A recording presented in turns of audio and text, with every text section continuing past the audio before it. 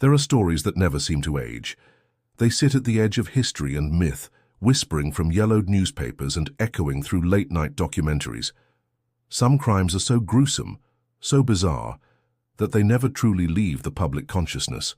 And among the darkest of them all stands the story of Elizabeth Short, the young woman whose brutal murder in 1947 made her forever known as the Black Dahlia.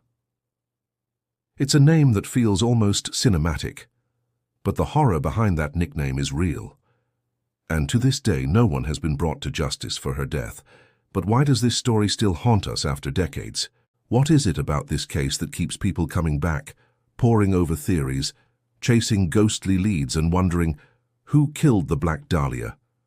This isn't just a crime story. It's a story about obsession, about how society views women, about media, fame and violence. It's about the shadows that stretch out from one single tragic moment and continue to shape how we see the world around us. As we journey through the details of this case, we won't just be asking who did it. We'll be asking, what does it say about us that we still care so deeply? And what does justice look like when the answers may never come? Let's begin. It was a chilly morning on January 15, 1947, in the Limert Park neighborhood of Los Angeles, when a mother walking her young daughter noticed what she first thought was a discarded mannequin in a vacant lot.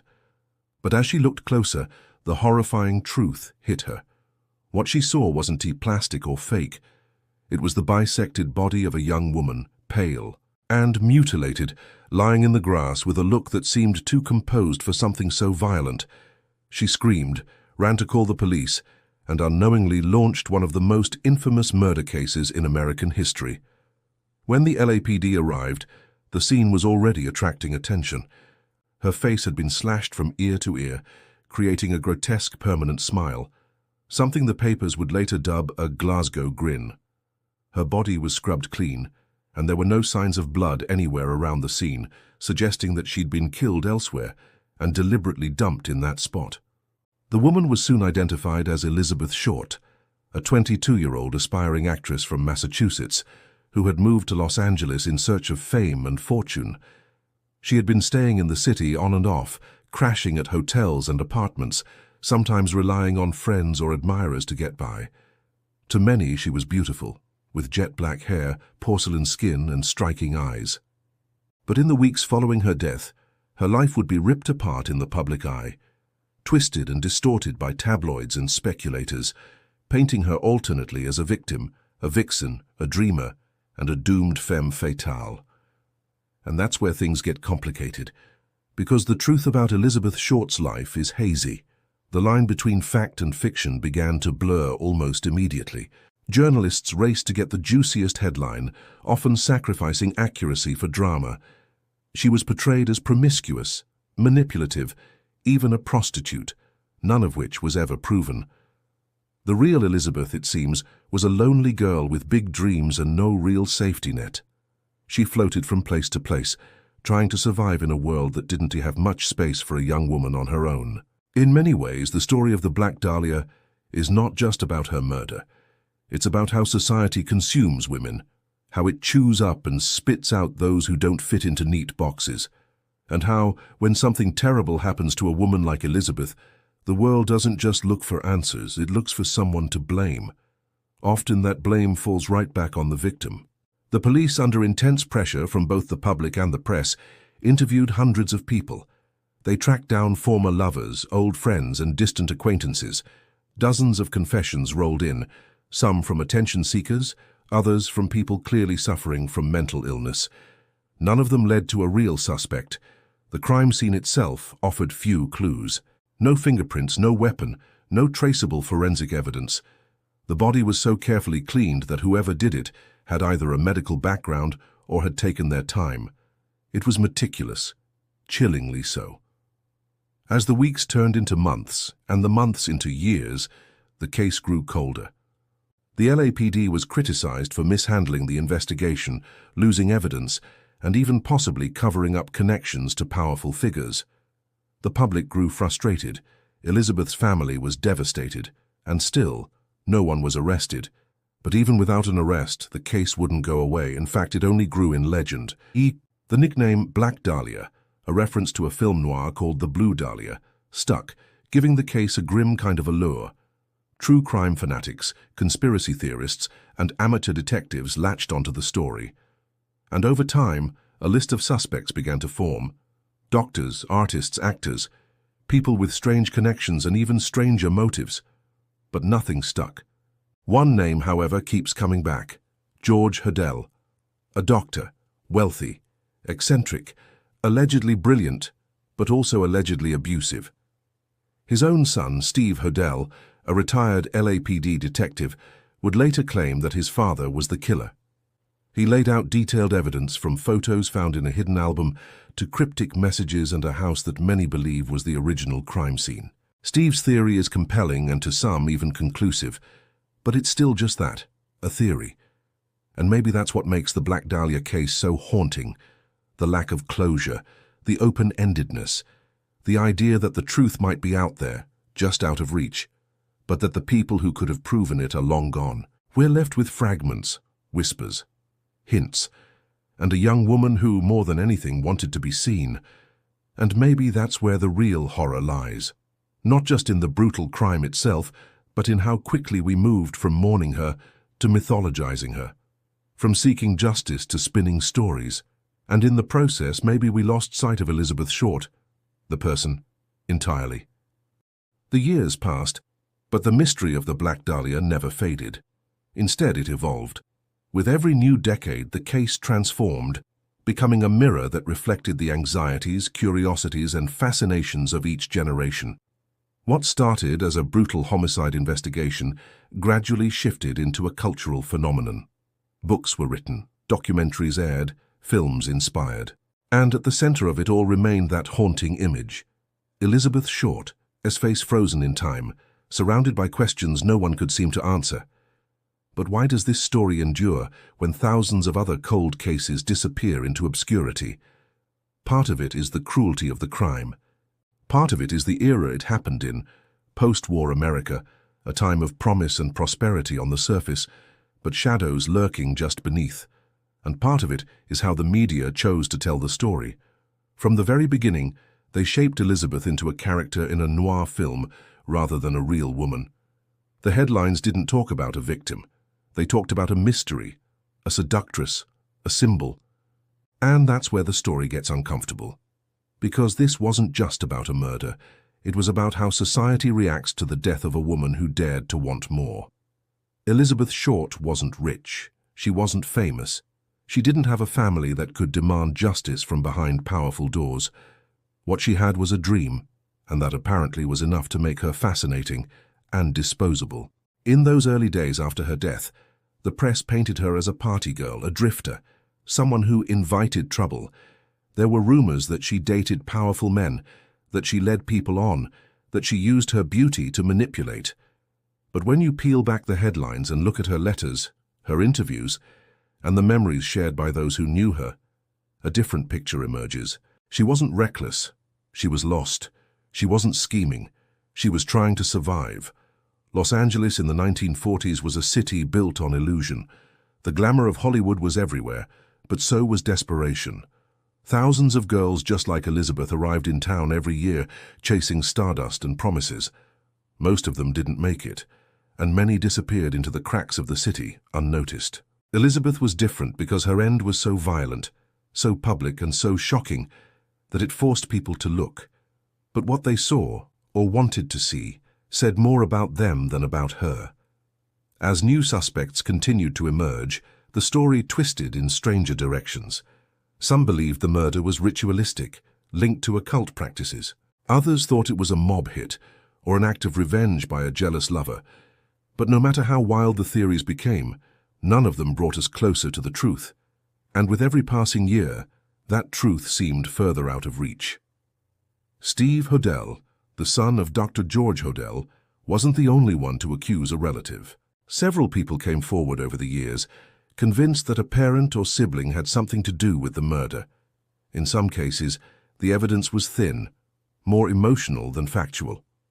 In others, it was disturbing enough to warrant a second look. But the problem with cold cases is that time erodes everything. Memories fade, witnesses die, Physical evidence gets lost, damaged, or degraded. And eventually, the trail goes cold not because no one cares, but because there's simply nowhere left to follow it. Still, the Black Dahlia case has a way of pulling people in. Amateur sleuths on internet forums dive deep into the archives, comparing police reports, analyzing old photographs, drawing connections others might have missed. For some, it becomes an obsession, a mission to finally bring closure to a story that's remained open far too long. But even among the most passionate investigators, there's a growing realization we may never know for sure. And maybe that uncertainty is what gives the story its strange kind of power, because the Black Dahlia isn't just a murder victim anymore. She's a symbol of beauty, of danger, of injustice. She represents every woman who vanished and wasn't searched for, every person who was hurt and then blamed for it, every dream that was destroyed and then forgotten. And in a way, she represents a system that still struggles to value women not for how they look but for who they are. This case also speaks to our complicated relationship with crime and media. The line between fact and entertainment has always been blurry, but with the Black Dahlia, it nearly vanished. Her death sold newspapers. It inspired fiction. It became part of Hollywood lore. But somewhere along the way, the real Elizabeth got lost in the storytelling. She stopped being a person. She became a puzzle. And puzzles are addictive. They promise answers. They make us feel like detectives, like we're uncovering something important. But when the pieces don't fit, or when crucial ones are missing, it's easy to start filling in the gaps with imagination. And that's dangerous because it turns a tragedy into a game, and that game can obscure the truth instead of revealing it. What's left is a legacy that's hard to define. Elizabeth Short's name lives on, not because of her work, her art, or her life, but because of how she died. That fact alone should give us pause. What does it say about our culture, our curiosity, our need for stories with dark edges? This isn't just about solving a crime, it's about understanding why we keep returning to it, why this story resonates in a world full of noise and distraction. Maybe it's because deep down, we're still looking for justice, not just for Elizabeth, but for every person who's been forgotten, misunderstood, or exploited. Maybe, in telling her story the right way, we can begin to reclaim her humanity, not as the Black Dahlia, but as Elizabeth. As the decades rolled on, the legend of the Black Dahlia only grew stronger. The story took on a life of its own, branching out into conspiracy theories, fictional reimaginings, and endless true crime dissections. Elizabeth Short's face appeared on book covers, movie posters, and even Halloween costumes. A bizarre afterlife for someone who once walked the streets of Los Angeles just trying to survive. At this point, it's not just about the crime anymore. It's about the echo it left behind, the way it changed how we talk about violence, media, and memory. One of the most striking things about this case is how it became a blueprint. After Elizabeth, there were others. The term Black Dahlia started to be used for other victims, other women who met similar fates, as if her murder had opened a door to a darker cultural archetype. There's something deeply unsettling about that. It's like her story set the stage for more violence to be sensationalized, more lives to be turned into entertainment. Hollywood couldn't resist. Films like The Black Dahlia by Brian De Palma brought the story back to the big screen with stylized flair but very little truth. Other directors, writers, and producers took their own liberties, turning Elizabeth into a femme fatale or a tragic muse. And every time her story was retold, something was lost. The real woman slipped further and further away behind the fog of fiction. But while Hollywood turned her into a symbol, there were still people who wanted the truth. Journalists, detectives, and historians kept digging. Some turned to new technology, DNA analysis, digitized archives, forensic psychology. Others turned inward, exploring the social and psychological elements of the crime. What kind of person commits a murder like this? What kind of system allows it to stay unsolved for this long? It's in those questions that we find some of the most powerful reflections. Because this case doesn't exist in a vacuum, it's part of a broader history of violence against women, of institutional failure, and of the way the media shapes our understanding of right and wrong. When Elizabeth Short was killed, the press didn't ask, what happened to her? They asked, what did she do to deserve it? And that mindset hasn't entirely gone away. Even today, when a woman goes missing or is found murdered, the first questions are often about her behavior, her relationships, her choices. We're still wired to dissect the victim before we look at the crime. It's a defense mechanism in a way. If we can find a flaw in her story, maybe we can believe that it wouldn't happen to us. But that's an illusion. Violence doesn't care about your choices. It doesn't ask if you're perfect. It just happens. And that's a terrifying truth to face. In a sense, Elizabeth's story forces us to confront that truth. Her death was random, cruel, and unsolved.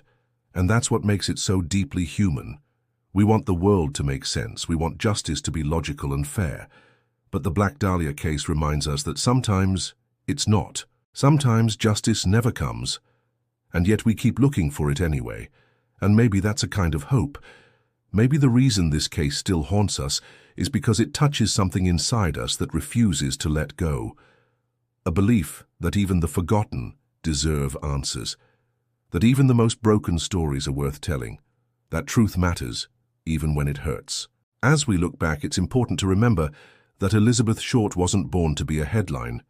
She was someone's daughter, someone's friend, someone who smiled and dreamed and probably had bad days and good days, just like anyone else. The tragedy of her story isn't just in how she died. It is in how little we really knew her before the end. Everything we think we know is filtered through police files, media spin, and hindsight. But if we strip all of that away, what remains is a young woman trying to find her place in the world. And that's something we can all understand. We've all felt lost. We've all wanted to be seen, to be understood, to be valued. Elizabeth wanted to be in movies, to have a life of excitement and beauty. But she also wanted stability, safety, belonging, the kind of things that so many people take for granted. When she wrote letters home, they were filled with little details, job interviews, new friends, places she hoped to see. They weren't glamorous, they were normal. And that normalcy is what makes her story even more heartbreaking, because it shows how easily an ordinary life can be swept into something horrific, how quickly a person can become a mystery. So where does that leave us now?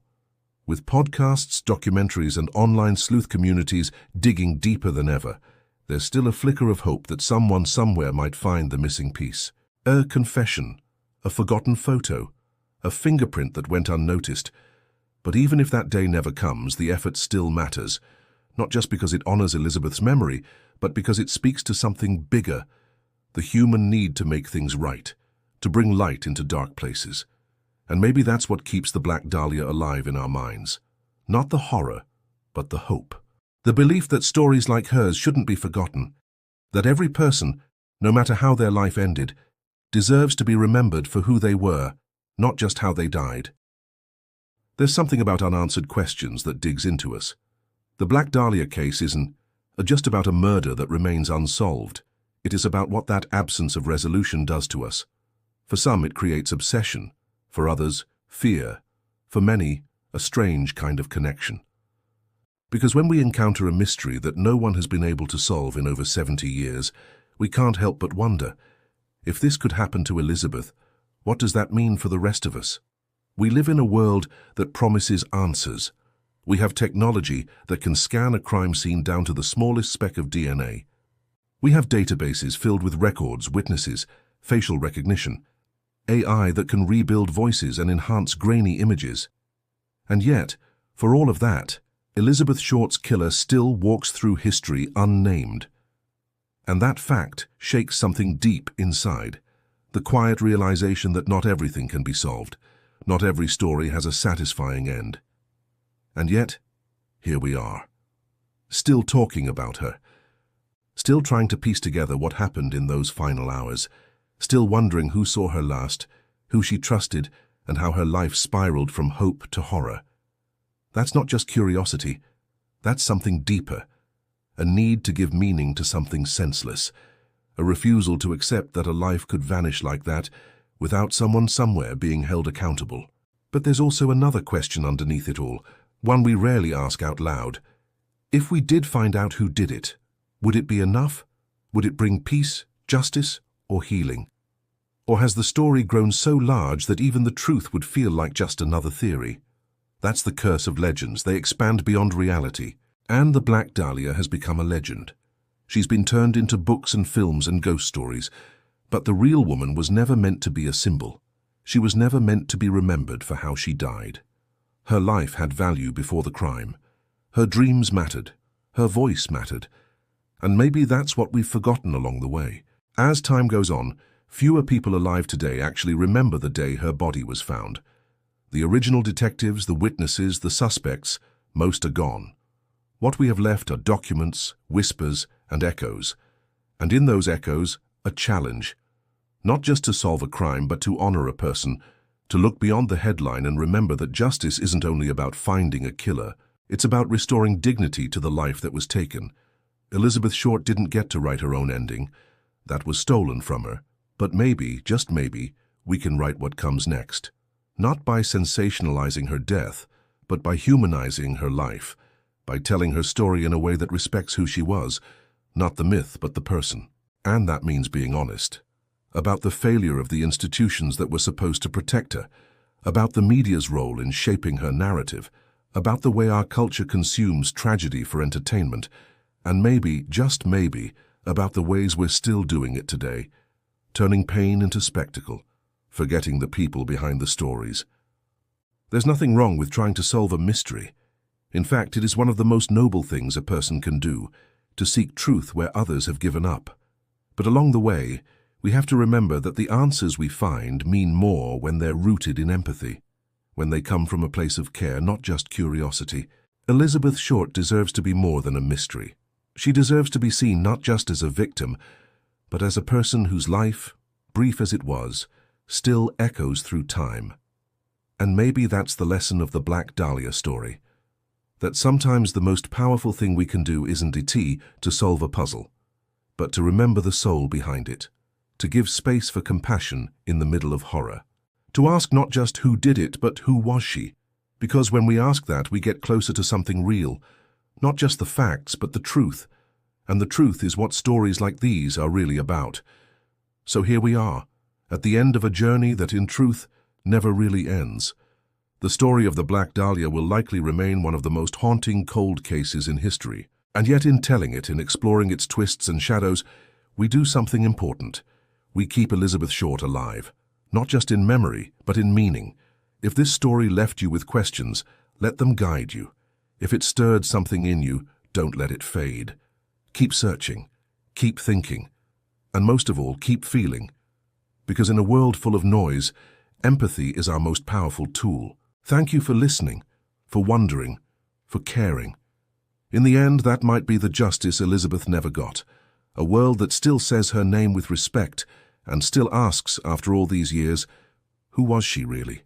And maybe, just maybe, that's where healing begins.